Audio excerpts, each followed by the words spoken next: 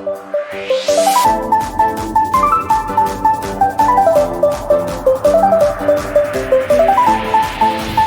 kita bersatu di dalam doa. Segala puji dan syukur kami panjatkan kepada-Mu ya Allah Bapa.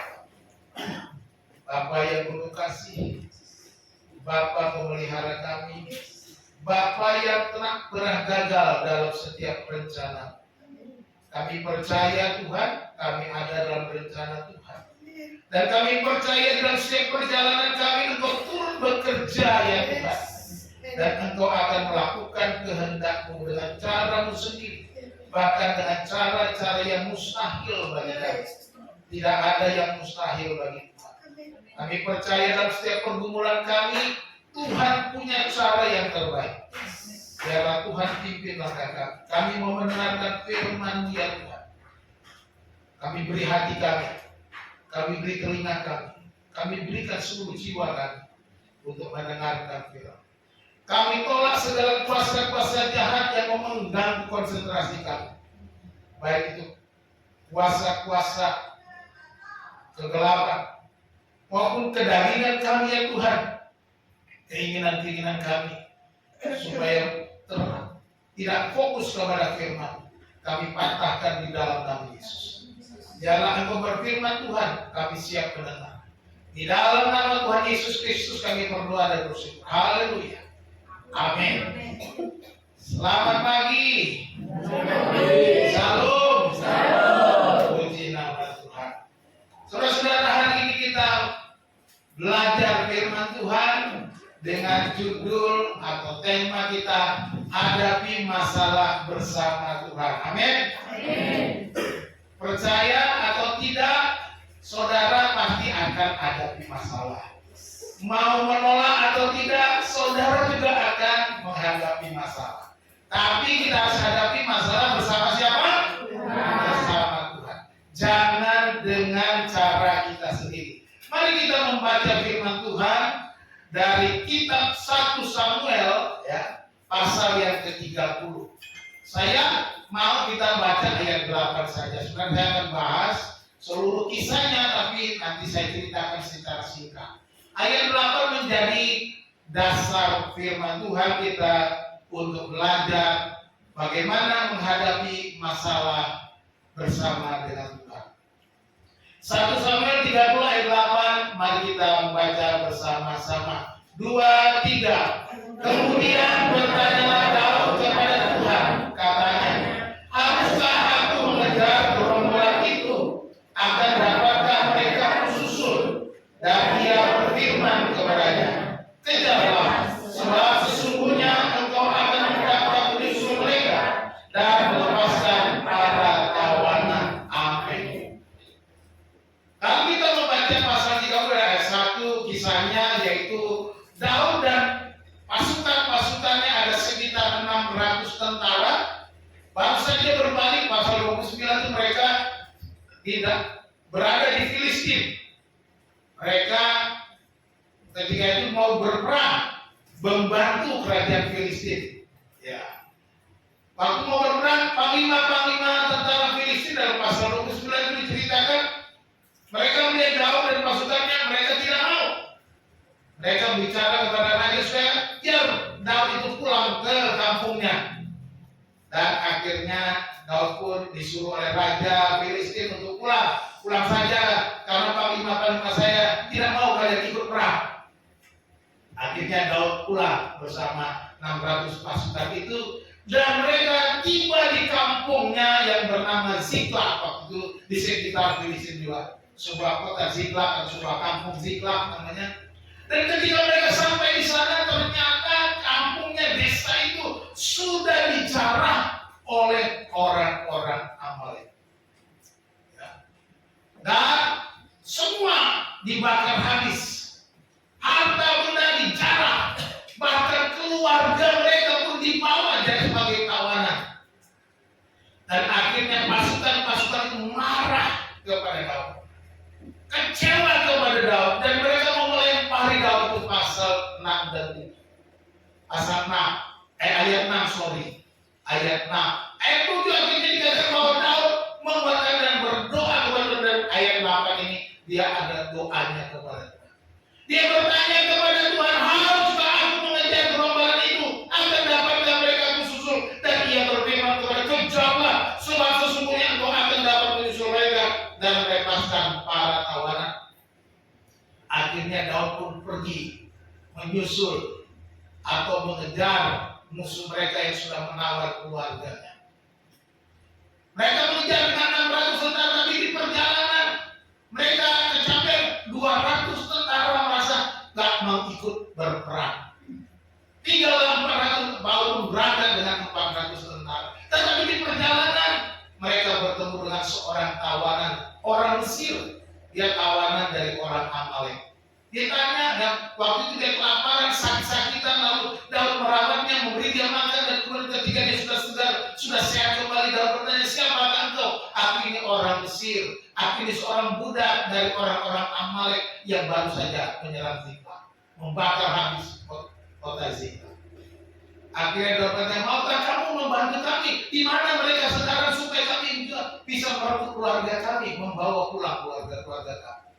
Akhirnya orang Mesir bilang, janganlah apa-apa dengan aku, selamatkan aku kalau aku memberitahukannya kepada kalian.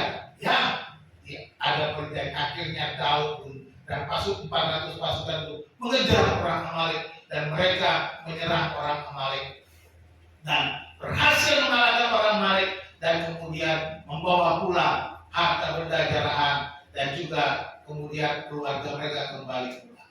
Itulah kisah 1 Samuel pasal 30. Nah, hari ini kita belajar bagaimana Daud menghadapi masalah.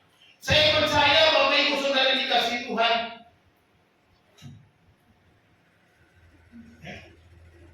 tidak ada orang yang lepas dari masalah. Nggak ada siapapun. Semua orang pasti hadapi masalah. Masalah ini tidak memilih orang-orang tertentu. Tidak pilih-pilih. Masalah pasti datang. Dia tidak pilih agama tertentu. Oh, orang Kristen nggak ada masalah karena ada Yesus. No. Engkau percaya Yesus, yes, tapi bukan berarti tidak ada masalah. Jangan pikir bahwa ikut Yesus tidak ada masalah. Tetapi ikut Yesus ada jalan keluar. Katakan amin. Amin. Dia. Jadi tidak pilih agama. Oh, yang kurangnya masalah itu orang-orang yang di sono di luar. Nah, semua orang tidak pilih agama. Agama apapun, kepercayaan apapun, mau dia tidak percaya Tuhan pun pasti punya masalah. Apakah suku-suku tertentu orang Batak tidak punya masalah? Oh, paling banyak masalah orang Batak. Ya, banyak nggak pilih-pilih, nggak pilih suku. Oh, kalau orang Jawa karena ada orang Kudus, katanya orang Kudus di sana nggak punya masalah. Tetap punya masalah juga orang Kudus.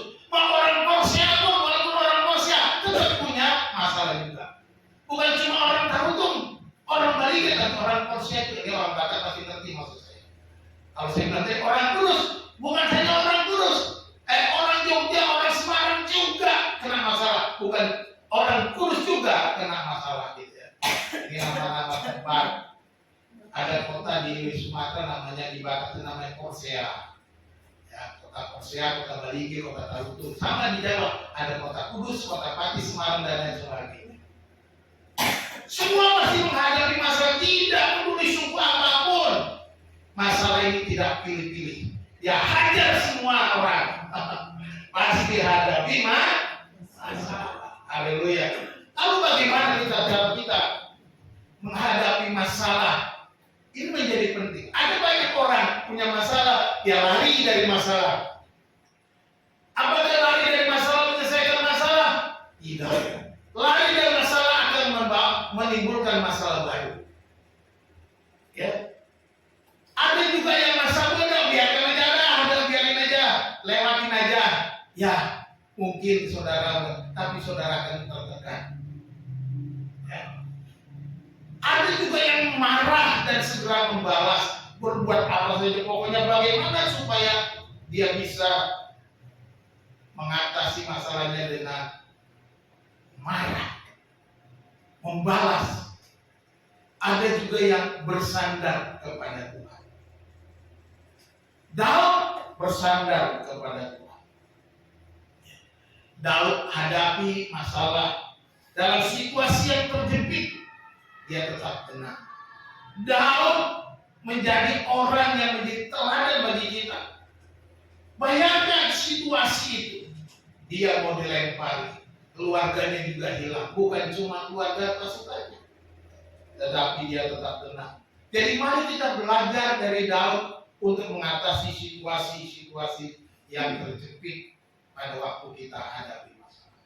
Bagaimana caranya? Ada 3 poin. Yang pertama, kuatkan iman di saat terjepit. Kita kuatkan kepercayaan kita kepada Tuhan saat kita terjepit. Menghadapi masalah, situasi sulit, seberat apapun, sesulit apapun, kuatkan imanmu, kata Daud. Ya, ini ayat yang ke-6. Dan Daud sangat terjepit karena rakyat mengatakan hendak melempari dia dengan batu. Seluruh rakyat itu telah pedih hati, masing-masing karena anaknya laki-laki dan perempuan. Tetapi Daud menguatkan kepercayaannya kepada Tuhan Allah. Tetapi Daud menguatkan kepercayaannya kepada Tuhan Allahnya, kepada Yahweh Elohimnya.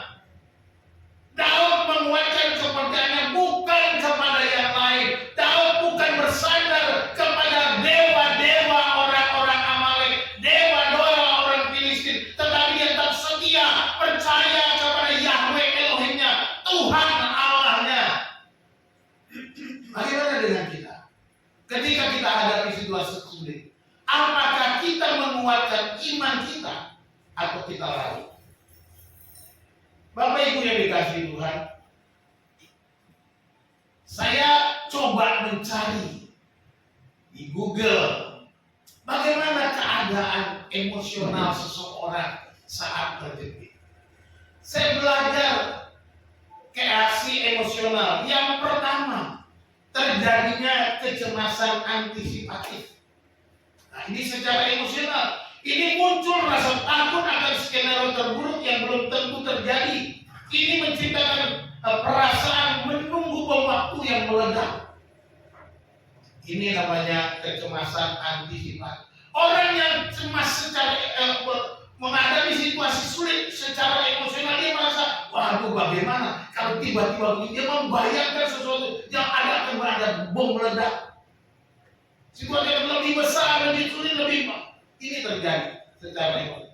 Ada juga terjadi kelumpuhan emosional atau numbness. Ini terkadang karena beban terlalu berat, seorang yang merasa mati rasa atau terputus dari kenyataan sebagai bentuk pertahanan diri. Dia mempertahankan karena sudah mati rasa. Ini secara emosional. Lalu ada juga yang memiliki rasa malu dan isolasi. Ini muncul pikiran bahwa hanya dirinya yang gagal, yang kemudian memicu keinginan untuk menarik diri dari lingkungan sosial. Dia merasa dia sendiri yang gagal secara emosional. Dia mau menyendiri, dia tidak mau bergaul dengan orang, dia menutup dirinya. Itu secara emosional. Ya. Lalu ayat keempat nama iritabilitas. Ini ambang kesabaran menjadi sangat rendah. Ya, dia udah nggak sabaran. Hal kecil bisa memicu kemarahan karena kapasitas mental sudah penuh untuk memikirkan masalah utama. Jujur, saya sering terjadi yang keempat. Kalau saya sudah stres, udah cepat marah. Ini sering terjadi bagi kita. Ini setiap reaksi emosional ketika kita. Saya stres itu biasa terjadi kalau ada deadline. Beberapa hari yang lalu, tadi tanggal 31 Desember, bayangkan. Pagi-pagi, ya agak siang sebenarnya, saya mendapat WA. Harus segera mengisi BOP, Arkas BOP, paling lambat 31 Desember. Stres saya langsung. Hari ini diumumkan harus isi hari ini. Arkas itu, lalu anggarannya untuk TK mana ada 18 juta sekian. Saya membayangkan bagaimana menganggarkan 18 juta. Dan itu ada 2 tahapan, harus setengah-setengah, harus pas. Bukan semua. Apa yang harus saya beli? Apa yang saya harus lakukan? Anggaran apa yang saya lakukan? Stres. Saya tanya, saya kasih, nggak dibalas WA saya. Stres sampai saya nunggu sampai setel sampai sore belum ada balasan. Tapi akhirnya saya paksa diri saya. Saya telepon sana, telepon sini, menanyakan bagaimana ya. Puji Tuhan, selesai dan saya lega. Ya tapi saya ketika saya stres itu, saya nggak boleh diganggu. Ketika saya diganggu, udah bisa meledak. Ketika saya periksa kepada masalah, nah ini iritabilitas. Ada juga reaksi psikologis. Ya, saya coba melihat bagaimana cara psikologisnya ini. Kejiwaannya terjadi tunnel vision, ya, penyempitan sudut pandang. Sudut pandangnya menyempit. Otak hanya fokus pada ancaman yang ada di depan mata. Anda kehilangan kemampuan untuk melihat peluang atau solusi kreatif di luar masalahnya. Kalau sudah nggak lihat lagi yang lain, cuma ada di depan mata saja. Lalu penurunan executive function, ya, kemampuan untuk merencanakan, mengorganisir dan menimbang konsekuensi jangka panjang menurun drastis. Ini secara psikologis. Seseorang cenderung mengambil keputusan impulsif hanya demi bebas sejenak. Bagaimana supaya bebas sementara? Ini secara psikologis. Yang ketiga disebut erosi self efficacy. Rasa percaya diri terhadap kemampuan diri sendiri mulai luntur. Nggak percaya diri, ya. Anda merasa tidak berdaya, ya, dan merasa bahwa apapun yang dilakukan tidak akan mengubah keadaan. Tapi ini secara psikologis. Ini mungkin bisa saja terjadi kepada Daud. Tapi kita lihat, kita belajar pada hari ini Daud menguatkan kepercayaannya kepada Tuhan. Mungkin kita mengalami berbagai macam masalah, berbagai macam situasi, berbagai macam problem kehidupan yang bertahun-tahun kita belum selesai, berminggu-minggu, berbulan-bulan belum selesai. Bisa terjadi masalah. Tetapi apa yang menjadi hidup Anda hari ini? Ya. Saya nggak tahu masalah yang saudara hadapi, kecuali saudara beritahu ke saya. Kan gitu. Makanya kalau Bapak Ibu punya masalah, jangan simpan sendirian. Carilah orang yang saudara percaya untuk bisa menolong saudara. Setidaknya saudara bisa menceritakan supaya saudara bisa lega. Karena salah satu cara untuk melepaskan kelelahan saudara adalah bercerita. Nah, sama seperti Daud, dia datang kepada Tuhan, dia cerita kepada Tuhan, haruskah aku mengejar? Ada apa? Mungkin masalah kita soal keuangan. Keuangan yang berat, banyak kebutuhan rumah tangga yang terus membengkak. Masalah harga-harga barang yang terus naik, transportasi naik, perawatan kecantikan naik. Di sini ada yang pergi perawatan kecantikan enggak? Ada tuh perawatan apa? Nail art katanya. Kuku sini deh pakai ke salon. Masya Allah, ya. Anak zaman sekarang beda dengan zaman dulu. Kuku yang gunting aja tiap hari, bersihkan tiap hari ya. Tapi zaman sekarang mesti ke salon ngurus kuku. Nah, nanti kan biayanya tinggi, akhirnya karena masa biayanya tinggi kita bisa salah-salah. Masalah kesehatan, mungkin sakit penyakit berbagai macam pergumulan. Beberapa hari ini saya kurang sehat, jujur saya katakan. Ini menjadi masalah bagi saya. Tapi saya selalu bergumul, saya selalu berdoa. Bahkan ketika di rumah saya katakan, saya sakit, saya berdoa supaya saya bisa melayani. Saya sudah bilang, Mam, kamu aja yang bawa firmannya, jangan saya. Jangan, kamu aja, kata sudah. Karena dia menolak, saya terpaksa maju terus, batang mundur. Kalau dia bilang, ya siap, ya sudah, saya mundur. Begitu kalau saya dengan dia berdoa begitu. Kalau dia bilang, ya siap, saya mundur. Kalau dia nggak siap, kamu aja, ya saya maju terus. Begitu. Sakit tidak, pokoknya maju terus, pantang mundur. Amin. Itu mungkin masalahnya. Mungkin masalah keluarga, rumah tangga, ya. Saya tahu di antara saudara mengalami banyak pergumulan rumah tangga, keluarga, masalah dengan suami, masalah dengan istri, masalah dengan usaha dan pekerjaan di dalam keluarga ribet gitu ya, dan gerubut. Tetapi saya percaya kita belajar dari Daud, ya. Kita belajar untuk tetap mengandalkan Tuhan.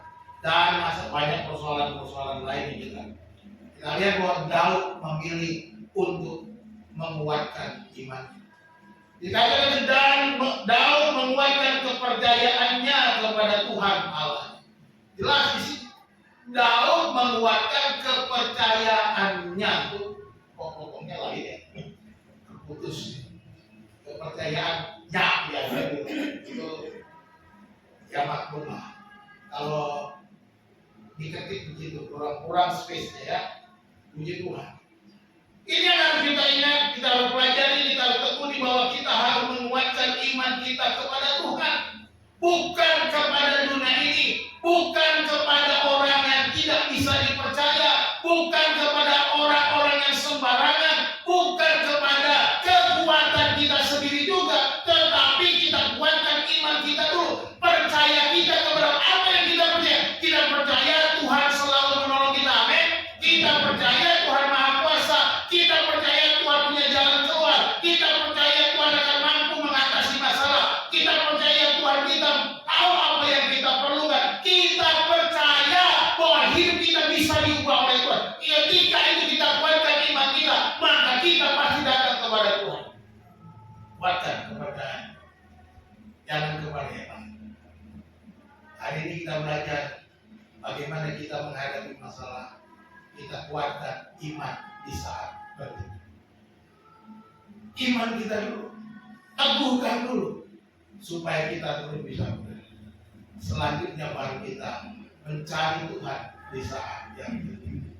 Carilah Tuhan di saat kita terhenti. Ketika kita kuatkan iman kita, maka kita bisa mencari Tuhan. Kalau kita tidak kuatkan iman kita tidak cari Tuhan. Jadi kita belajar nih mencari Tuhan di saat terjadi. Dikatakan di dalam ayat firman Tuhan, di dalam ayat yang kita sudah baca. Kemudian bertanyalah Daud kepada Tuhan, haruskah aku mengejar gerombolan itu? Akan dapatkah mereka khusus? Perhatikan pertanyaannya spesifik. Spesifik banget. Dua hal yang dia inginkan. Haruskah aku mengejar? Ini menunjukkan bahwa Daud menyerahkan mencari Tuhan bukan hanya dengan kekuatannya, dengan akal pikirannya, tetapi dia mau, haruskah aku? Artinya bukan kehendakku ya Tuhan, tetapi kehendakmu. Bukan mauku ya Tuhan, tetapi maumu. Bukan karena keinginanku, tetapi keinginanmu. Haruskah aku? Bertanya. Dia tidak bertanya, Tuhan aku mau kejar, izinkan aku mengejar. Tidak. Dia bilang, haruskah aku mengejar gerombolan itu? Dan yang kedua dikatakan, akan dapatkah mereka khusus? Dua hal ini menjadi pertanyaan yang khas, yang khusus, spesifik dari Daud. Haruskah artinya aku mau bergantung kepadamu, aku mau berangkat kalau engkau izinkan. Tetapi kalau engkau izinkan, haruskah akan dapatkah mereka khusus? Akan mereka sudah jauh berjalan, mereka bisa disusul atau tidak? Apakah kami bisa mengejarnya atau tidak? Akankah kami dapat sampai kepada gerombolan itu atau tidak? Daud bertanya kepada Tuhan. Bapak Ibu Saudara yang dikasihi Tuhan, jangan andalkan kekuatanmu. Jangan andalkan kekuatanmu. Perhatikan di situ. Daud punya 600 tentara, berpengalaman perang. Daud bisa saja bilang ketika oke, kita serbu, kita kejar, kita berangkat sekarang juga, ayo berangkat. Bisa Daud bilang begitu. Dia merasa tentaraku ada 600. Tetapi tidak. Daud berhenti sejenak menyuruh orang mengambilkan untuk berdoa haruskah aku mengejar gerombolan? Akan dapatkah mereka khusus? Daud mencari Tuhan, mengandalkan Tuhan, bukan mengandalkan pasukannya. Daud sebagai orang yang berpengalaman, dia pernah mengalahkan Goliat.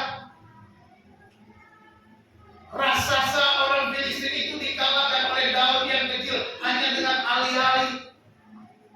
Daud punya nama besar, dan ketika di Filipi pasal 29 kalau saudara baca, bukankah itu Daud yang ke orang bilang, Saul membunuh ribu-ribu tapi Daud membunuh berlaksa-laksa. Yang ada pada kita nanti yang terkenal Daud bukan kita, panglima Filistin merasa tidak boleh Daud, nanti Daud terkenal daripada kita. Kira-kira gitu. Mereka tahu bahwa Daud itu pernah mengalahkan Goliat. Mereka tahu Daud namanya Harun. Daud mengalahkan berlaksa-laksa. Saul mengalahkan beribu-ribu. Ini kekuatan Daud. Tetapi sebenarnya Daud tidak merasa lebih hebat daripada, karena dia tahu yang hebat itu adalah Yahweh Elohim. Yang hebat itu adalah Tuhan sendiri.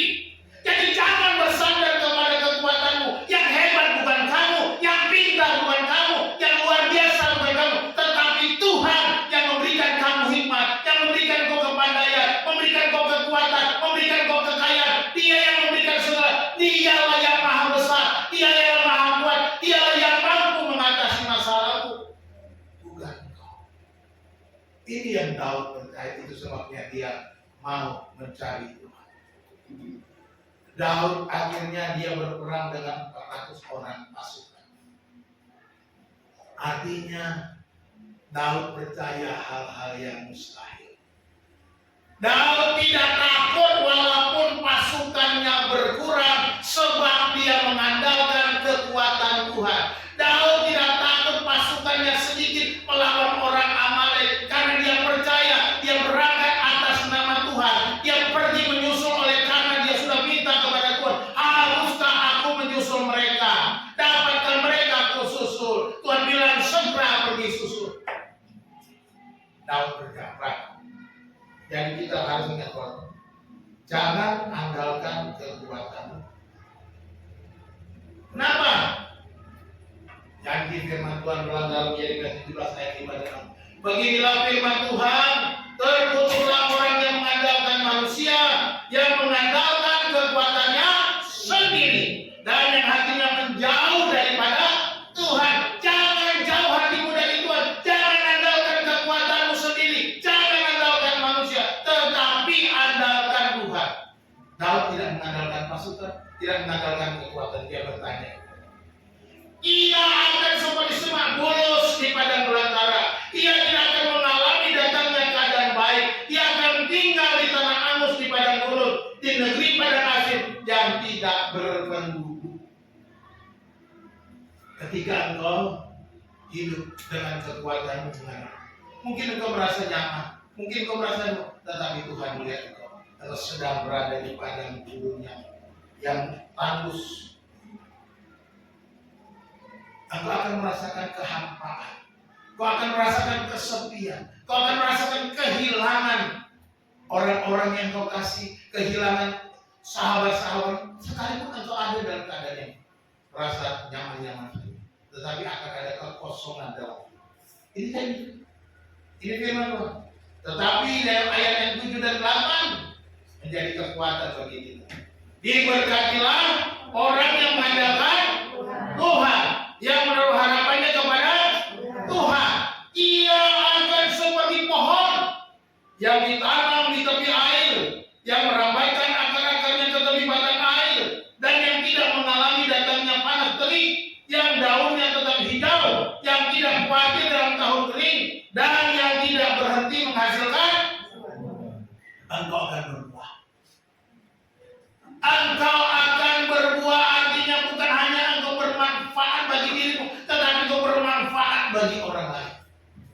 Engkau akan hidup dengan penuh dengan kebahagiaan, sukacita, berkat Tuhan. Engkau akan selalu mengalami kesegaran, dan daunnya tetap hijau, tidak khawatir dalam tahun kering.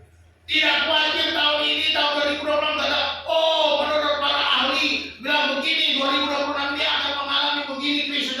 Tidak usah takut, kita tidak akan mengalami musim kering, tahun kering. Amin. Amin.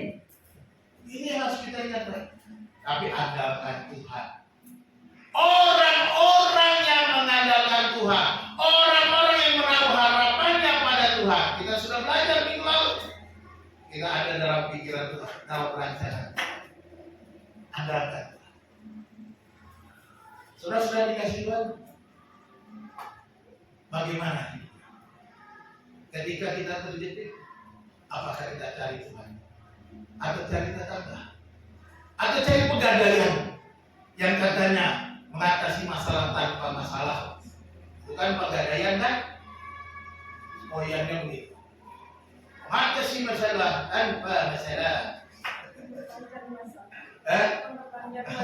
Tetapi memperpanjang masalah tanpa masalah. Catatannya kecil. Tapi memperpanjang masalahmu. Ya, masalah tak habis-habis.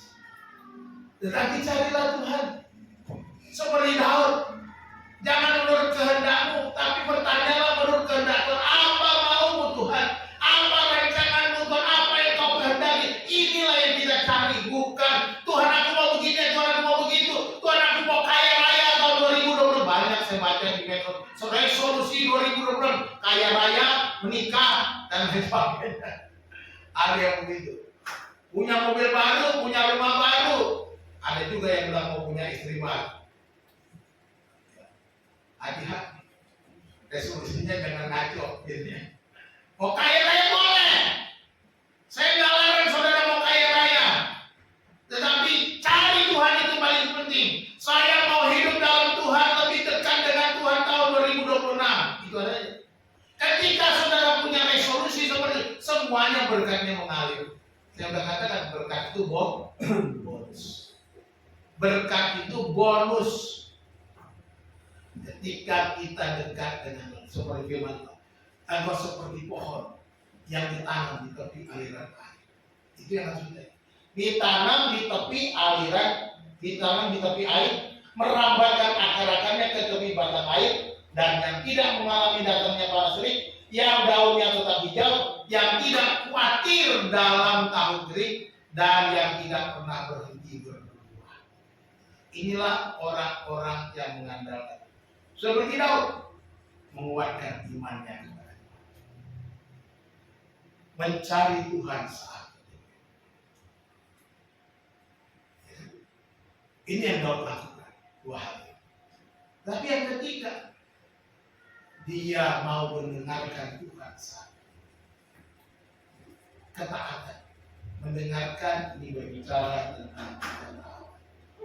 Dengarkan apa kata Tuhan. Lakukan apa kata Tuhan. Taati apa yang Tuhan mau. Maka engkau akan mendapat kelepasan. Engkau akan mendapatkan jalan keluar. Ini yang paling sulit. Kalau sekedar menguatkan iman, berdoa, itu mungkin gampang. Tetapi ketika untuk taat melakukan, Tuhan kok kayaknya berat. Dengarkan Tuhan saat ini. Mungkin ini hal yang biasa kita dengar. Tetapi saya mau katakan kita harus mendengarkan Tuhan bahwa kita harus taat kepada kebenaran-kebenaran firman Tuhan. Ayat yang ke-9 bilang gini. Lalu pergilah Daud beserta ke-600 orang yang bersama-sama dengan dia, dan sampailah mereka ke sungai Besor. Sementara orang-orang yang mau tinggal di belakang berhenti di sana. Di sungai Besor. Besor atau Besor ya? Besor lah. Kalau Besor ya. Sungai Besor. Di sana 200 orang bilang kecapean, udah kami sudah capek, mau naik mandi, kami nggak kuat lagi. 200 orang tinggal dan 400 orang berangkat. Perhatikan kata, lalu pergilah. Setelah Tuhan bilang pergi, maka Daud pergi. Artinya dia dengar Tuhan. Pergi ini berarti menyatakan ketaatan Daud kepada Tuhan. Ketaatan Daud kepada firman Tuhan. Ketaatan Daud yang menekan. Dia taat kepada. Perhatikan situasi yang menekan Daud pada waktu itu, ya. Kita lihat bahwa ada kemarahan pasukan yang mau melempari Daud dengan batu. Ini dia merasakan tertekan. Siapa yang nggak tertekan? 600 orang menyerang Daud sendirian. Mau dilempari, artinya nyawanya akan melayang habis. Kondisi lelah dari Filistin pulang ke Ziklag, sehingga kalau kita perhatikan juga ketika mereka pergi 200 orang juga kelelahan lagi, berhenti di Sungai Besor. Selain itu secara emosional mereka dalam kesedihan karena kehilangan keluarga dan harta benda. Siapa yang tak sedih? Ketika pulang ke rumah, saudara pulang, rumah saudara habis terbakar ludes. Saudara mungkin teriak nangis, oh Tuhan, kenapa ini Tuhan? Tentunya sedih, saya juga pasti sedih, tertekan, terjepit. Situasi ini yang dialami oleh Daud. Tetapi dikatakan firman Tuhan dicatat, lalu pergilah Daud. Dia berangkat sesuai dengan perintah Tuhan. Dia pergi sesudah Tuhan menyuruhnya pergi. Dia sudah bertanya dan Tuhan menjawab, pergi, susul mereka. Maka Daud pun pergi. Ini menunjukkan bahwa kepercayaan kepada Tuhan ditunjukkan dengan ketaatan. Kalau kita percaya kepada Tuhan, taati. Kalau kita percaya firman Tuhan yang tertulis, taati. Jangan cuma baca, dengar khotbah, tapi nggak mau taat. Bapak Ibu sudah dikasih Tuhan. Seberapa jauh ketaatan kita? Saya mau 2026 ini kita mengalami perubahan. Mengalami perubahan itu bergantung kepada kita, yaitu ketaatan kita melakukan firman. Saya mau saudara semakin baik kehidupannya, levelnya, supaya dengan bagaimana? Dengan saudara taat firman Tuhan, bukan dengan segala macamnya. Saudara akan diberkati kalau saudara taat firman Tuhan. Saudara akan mengalami kemenangan kalau taat firman Tuhan. Makanya saya berulang kali, 2026 ini tidak ada satu keluarga pun yang tidak taat memberikan persepuluhannya. Karena ini perintah Tuhan, firman Tuhan. Jangan sampai saudara, ya janganlah 2026 ini nggak usah lagi perpuluhan. Ini bola-balik saya ingatkan, ketaatan yang kecil saja kita sulit. Bagaimana kita mau lompat kepada kehidupan yang lebih baik? Bagaimana saudara bisa menang mengatasi kesulitan saudara? Kalau menang mengatasi situasi yang terjepit, nggak setia. Ya, nggak setia. Seharusnya memasuki tahun yang baru, saudara datang kepada membawa buah sulung. Persembahan sulung saudara mana? 2026 Januari sudah mulai.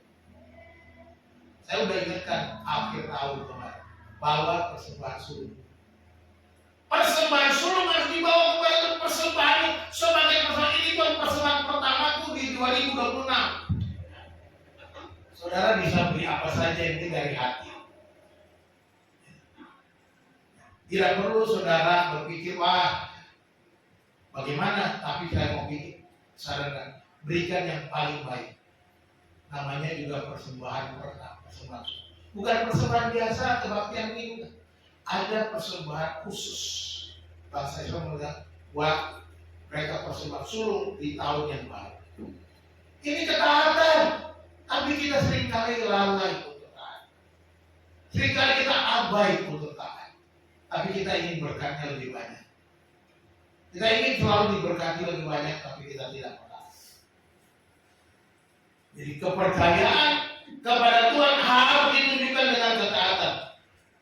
Jangan pernah meragukan janji Tuhan. Daud tidak meragukan janji Tuhan sekalipun pasukannya berkurang. Daud tetap maju walaupun tinggal 400 orang, dia berjalan. Gideon juga pernah berperang dengan 300 orang. Luar biasa cara Tuhan. Tuhan tidak mau Daud membanggakan membanggakan kekuatan manusia. Dia mau membanggakan kekuatan. Jangan pernah takut menghadapi masalah oleh karena saudara berjalan sendirian. Percayalah saudara berjalan bersama-sama dengan Tuhan. Percayalah Dia menyertai langkah saudara. Percayalah bahwa Dia mampu, Dia lebih besar dari semua masalah Anda yang besar. Amin. Lalu Tuhan juga memberikan jalan keluar melalui seorang budak Amalek yang berasal dari Mesir. Budak ini ditinggal oleh pasukan orang Amalek karena sakit-sakitan, mengganggu perjalanan, daripada repot ngurusinnya, ditinggal, dibuang di jalan. Tetapi cara Tuhan membuat kemenangan bagi Daud dengan memelihara, merawat, memberi makan budak yang kelaparan dan sakit-sakitan. Ini bukan kebetulan. Ini bukan tiba-tiba, tetapi ini adalah bagian skenario Tuhan, rencana Tuhan, perancangan Tuhan yang dilakukan Tuhan untuk mengejar orang Amalek.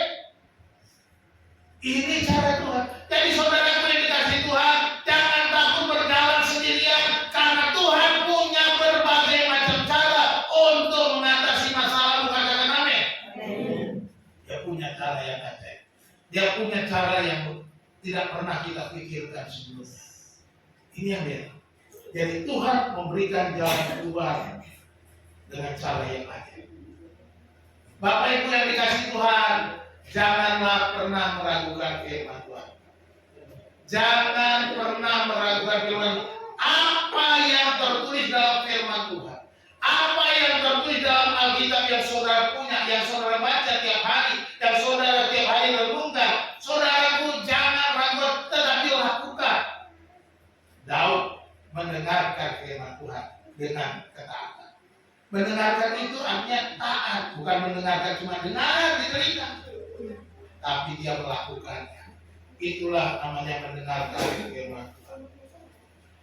Lakukanlah firman Tuhan dengan ketaatan dan kesetiaan. Lakukan. Apa yang firman Tuhan katakan, lakukan dengan ketaatan dan kesetiaan.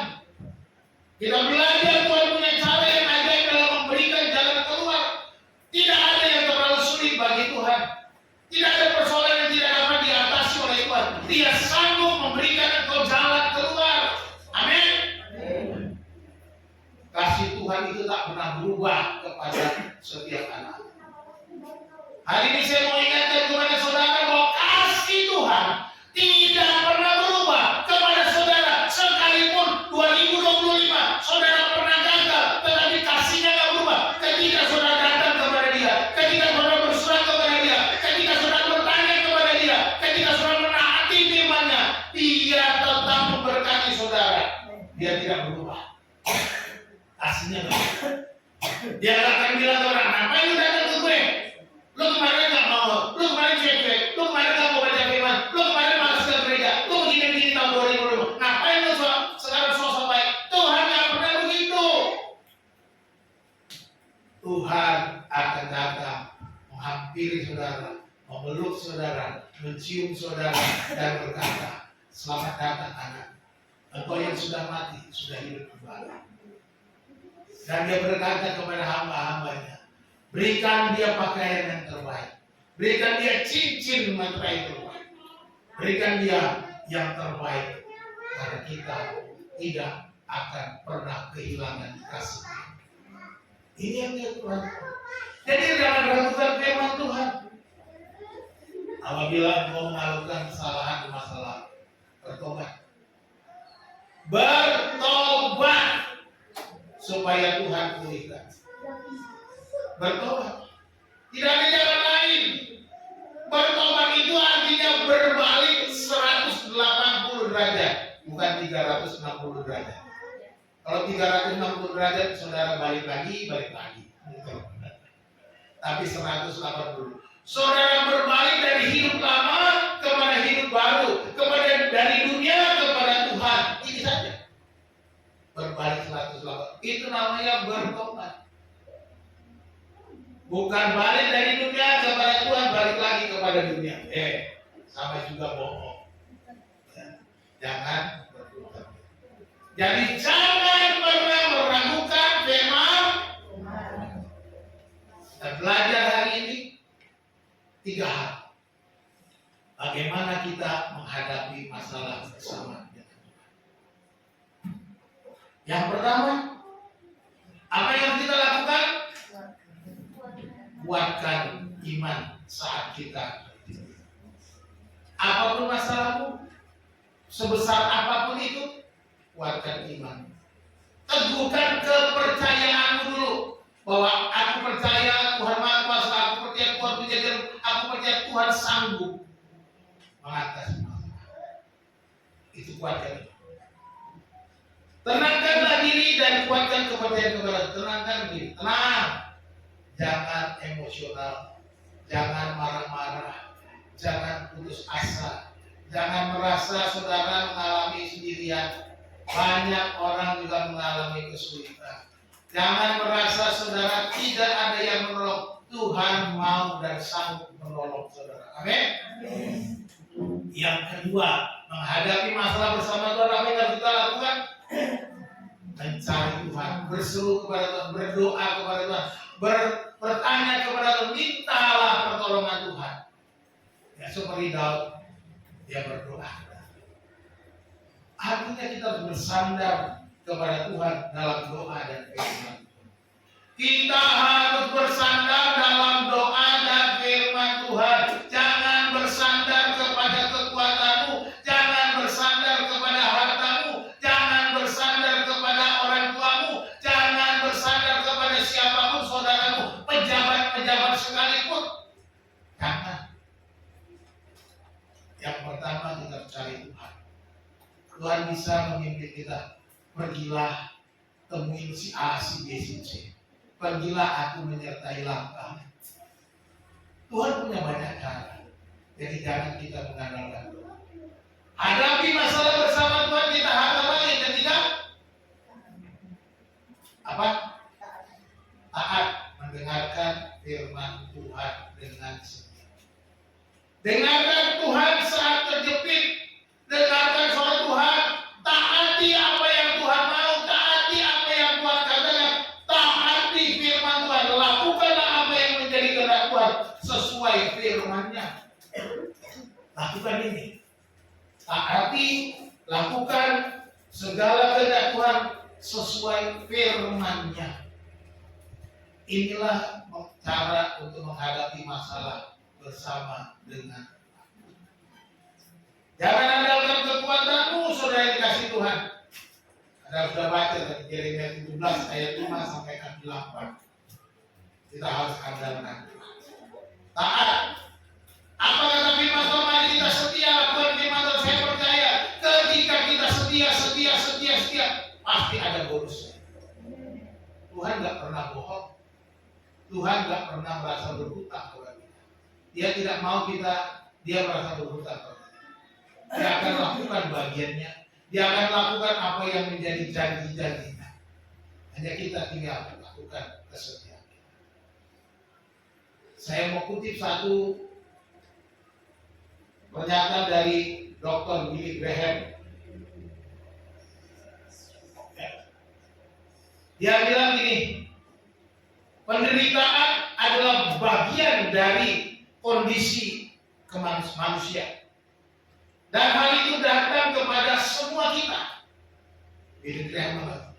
Penderitaan bisa datang kepada semua kita. Kuncinya adalah bagaimana kita bereaksi terhadapnya. Apakah kita berbalik dari Allah dengan kemarahan dan kepahitan, ya? Atau kita bertumbuh lebih dekat kepadanya dalam iman dan kepercayaan. Confidence, percaya. Itu mana yang kita. Ketika datang masalah, ketika suffering datang, penderitaan, kesulitan, ini bagian yang tidak bisa kita lepaskan dari kita. Tapi bagaimana reaksi kita? Marah atau muncul kepahitan kepada Tuhan? Atau kita mau lebih dekat dengan Tuhan? Seperti Daud, dia lebih dekat kepada Tuhan. Dia datang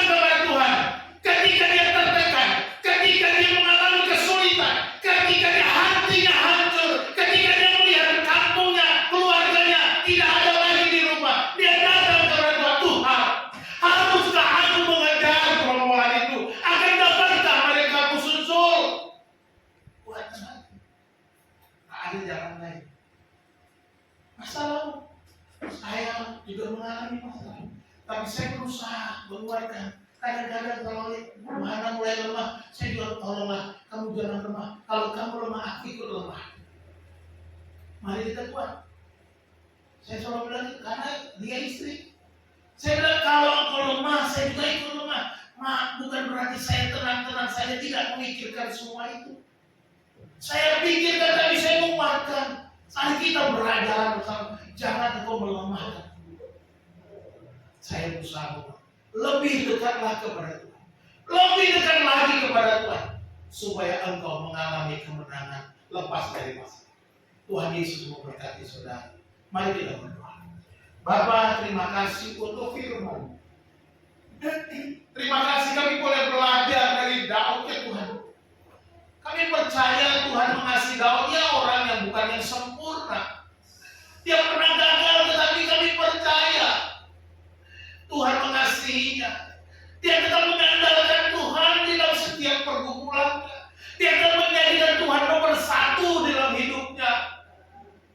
Tuhan, kami mungkin pernah gagal, kami pernah hidup dalam kegagalan-kegagalan di masa lalu. Tetapi hari ini Tuhan, kami mau menghadapi semua masalah kami di tahun yang baru ini dengan kekuatan bersama Tuhan. Kami mau berjalan bersama.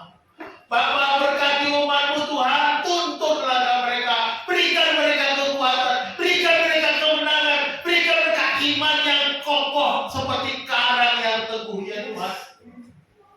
Berikan mereka kemenangan supaya di tahun 2026 ini Tuhan, mereka akan naik mencari diberkati oleh Tuhan oleh karena ketaatan dan kesetiaan. Ajar Tuhan supaya makin hari kami makin setia, makin cinta Engkau Tuhan, menjadikan Engkau nomor satu dalam hidup kami Tuhan, taat kepada kebenaran firman, bukan dengan pikiran-pikiran kami sendiri, bukan dengan akal kami, bukan dengan kekuatan kami, bukan dengan kalkulasi kami, tetapi dengan kalkulasinya Tuhan, bahwa kami ada dalam pikiran Tuhan, Engkau mempunyai rancangan yang terbaik bagi kami.